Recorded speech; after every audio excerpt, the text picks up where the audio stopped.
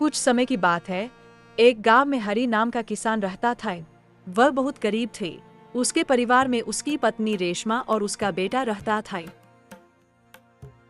जैसे सुबह होती थी, हरि काम पर चला जाता है।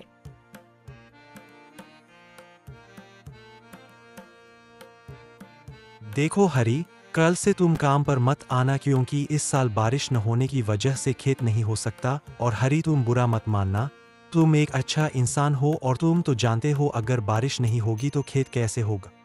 नहीं मालिक, कोई बात नहीं, मैं कल से काम पर नहीं आऊंगा, कहीं और काम करूं। हरि दुखी होकर वापस घर चला जाता है।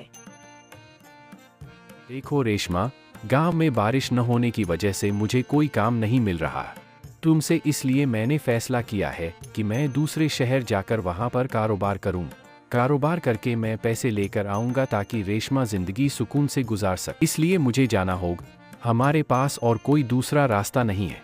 ठीक है रेशमा, अपना ख्याल रखना।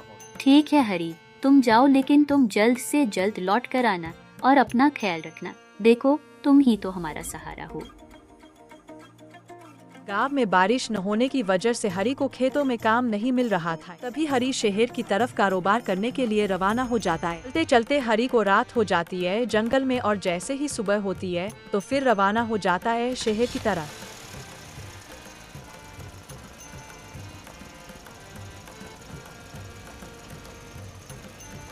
सेठ जी, मुझे कोई काम दे, मैं गांव से आया हूं।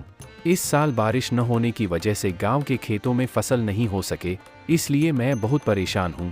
कृपया करके मुझे कोई काम दे दो जिससे हम अपना घर चला सके। ठीक है, तुम इतनी दूर से आए हो इसलिए तुम्हें कम देता हूँ। ताजी ताजी सब्जी ले लो, बैंगल 20 रुपए किलो, पटाखे 10 रुपए किलो है, सब्जी सस्ते में ले लो। बोलो बहन जी, कितनी सब्जी चाहिए? भाई, मुझे सब्जी आधा किलो दे दो।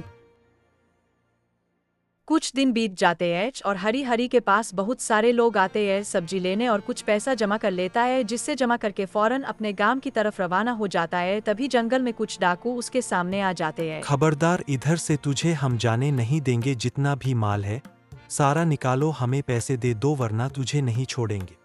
मैंने इतनी सारी मेहनत इसलिए की थी कि हमारे गांव में बारिश न होने की वजह से मैं पैसे कमाने के लिए गया था। अगर मैं यह पैसे आपको दे दूंगा तो मेरे बच्चे भूख से मर जाएंगे। ऊपर वाले, अब मैं क्या करूं? मेरे पास जितने पैसे थे वह तो डाकू लेकर चलेगा। अगर सच में तुम मेरी बात सुन रहे हो तो मेरी मदद कर, मैं बहुत परेशान हूं, मेरे बच्चे भूख से मर जाएंगे। बताओ तुम्हें क्या चाहिए, मांग जो आज तुझे मांगना है। मैं बहुत परेशान हूं, मुझे कुछ पैसे दे दो, और मुझे कुछ भी नहीं चाहिए क्योंकि मेरे पास जितने भी पैसे थे वह डाकू लेकर चलेगा। इसलिए मेरे पास अब 1 रुपया तक नहीं है। मुझे पैसे दे दो क्योंकि मेरे बच्चे बहुत परेशान हों। ठीक है, पैसे लो और अपने गांव चले जा।